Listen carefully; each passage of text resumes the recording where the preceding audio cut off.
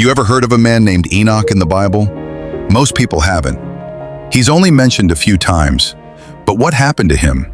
Bruh, it's one of the amazing things in the whole Bible. The Bible says he was just taken by God. Like not killed, not dead, gone. Let me show you, just 2 verses, that's all we need. Enoch walked faithfully with God.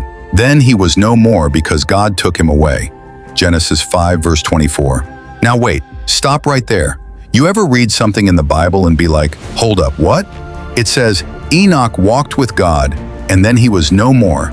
That means one day he was here, the next day, gone. God literally took him, just like that. No sickness, no warning, no grave, just vanished. That verse is in a long list of people who lived, had kids, and then died. But Enoch, he breaks the pattern. Everyone else dies, but this man, he walks with God and then disappears. You ever think about what that actually means? That's deep, man.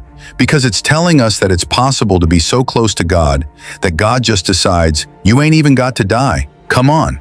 That kind of walk, that kind of relationship, that's next level. He didn't build a boat. He didn't call down fire. He didn't lead a whole nation like Moses.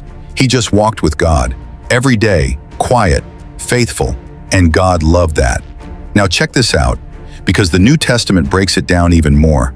By faith, Enoch was taken from this life so that he did not experience death. He could not be found because God had taken him away.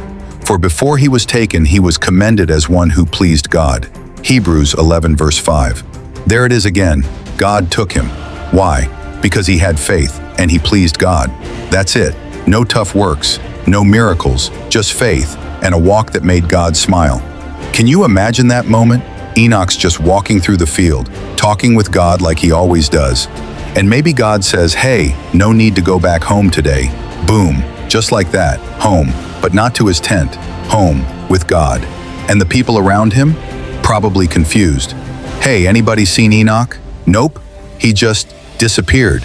They couldn't find him because he wasn't lost, he was taken. Now here's where it gets real. You and me, we may never be taken like that. But the question is, are we walking with God, like Enoch?